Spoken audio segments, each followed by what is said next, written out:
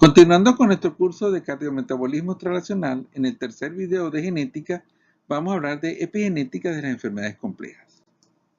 Nuestra agenda, vamos a hablar del concepto de epigenética y los mecanismos implicados: metilación, código de histonas y ARN no codificante.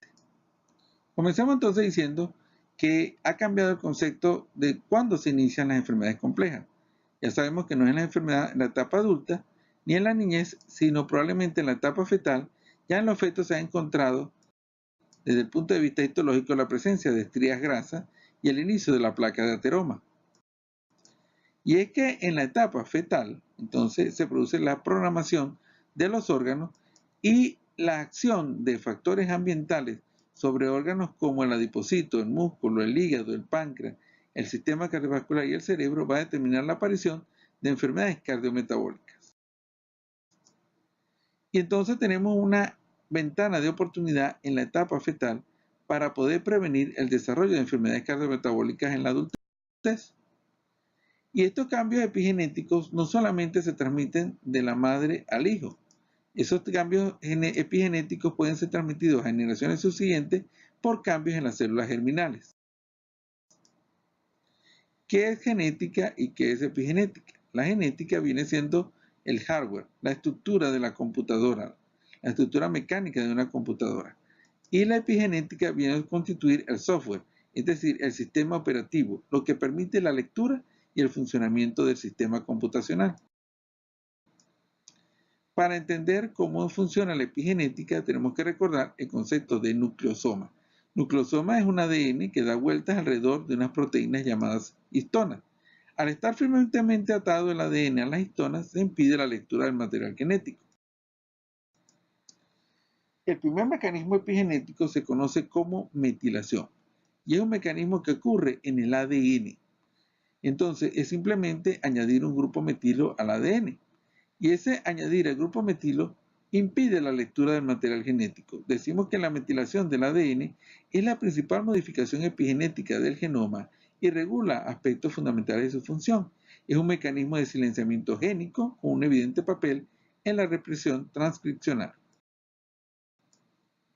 Entonces tenemos que si nosotros quitamos el grupo metilo, entonces se favorece la lectura del material genético. Y si lo añadimos, se reprime la lectura. Entonces, metilación, represión de la lectura; desmetilación, se transcribe o se favorece la lectura del material genético. Todos los puntos del ADN no sufren metilación. Hay puntos específicos llamadas islas CpG o islas citosina fosfato guanina. Y al ser metiladas, entonces se reprime la lectura del material genético. El código de las histonas. Dimos anteriormente entonces que el ADN da vueltas alrededor de un material, de unas proteínas llamadas histonas, las cuales tienen una porción globular central y una cola. Esa cola es susceptible de sufrir cambios químicos como acetilación, metilación o fosforilación. Aquí lo vemos nuevamente, las histonas y el ADN alrededor y la cola, que es la que sufre los cambios químicos. Entonces vemos aquí el nucleosoma y entonces vemos el ADN. Ese ADN da vueltas alrededor de esas histonas, de esas proteínas, que tienen una porción globular y tienen una cola. Esa cola normalmente tiene una carga positiva que atrae a la carga negativa del ADN, y al ser atraída a las dos, el ADN permanece enrollado alrededor de las histonas y el material genético no se lee. Por otra parte, si yo quito la carga positiva y le pongo una carga negativa a la cola, la carga negativa rechaza a la carga negativa del ADN y al ser rechazado se abre el material genético y se produce la lectura.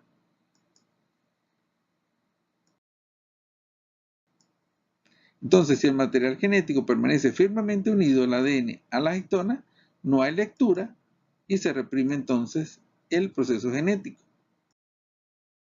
En cambio, si se produce un rechazo entre el material del ADN y la histona, entonces se abre el material genético y se produce la lectura. Entonces tenemos acá, Si nosotros tenemos, por ejemplo, un grupo acetilo, el grupo acetilo tiene una carga negativa que al interactuar con el ADN hace que se rechace el ADN y entonces se abre la cadena y se favorece la lectura. En cambio, cuando yo quito el grupo acetilo, entonces lo que estoy haciendo es colocando una carga positiva que atrae la carga negativa del ADN y entonces el ADN permanece firmemente atado a la histona y no se lee. Entonces, resumiendo, en la acetilación, las dos cargas negativas producen rechazo del ADN y se puede leer. Y de esa acetilación, entonces las dos cargas, la negativa y la positiva, se atraen, el ADN permanece firmemente atado y entonces se reprime la lectura. Hablando del ARN, tenemos el concepto básico de un ARN que es un material a partir del ADN que viaja al ribosoma y favorece la lectura de proteínas. Y tenemos los ARN clásicos, que son el ARN mensajero, el de transferencia y el ribosomal. Pero actualmente sabemos que también existe el llamado ARN de interferencia. Veamos acá, entonces, a partir del ADN se origina un ARN mensajero que viaja al ribosoma y favorece la producción de proteínas.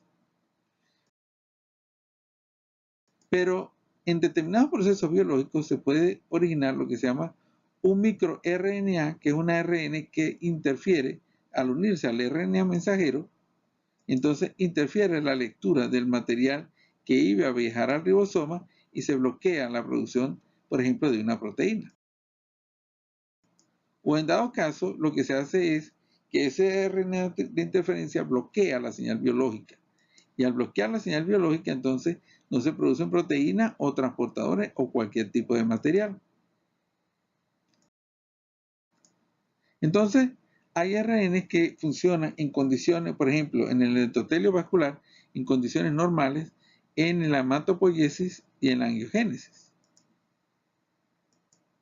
Pero también hay microARN que actúan en procesos patológicos de permeabilidad vascular, de aneurisma y de aterosclerosis. Entonces, los ARN tienen una doble función, tanto en salud como en enfermedad. En el caso del corazón,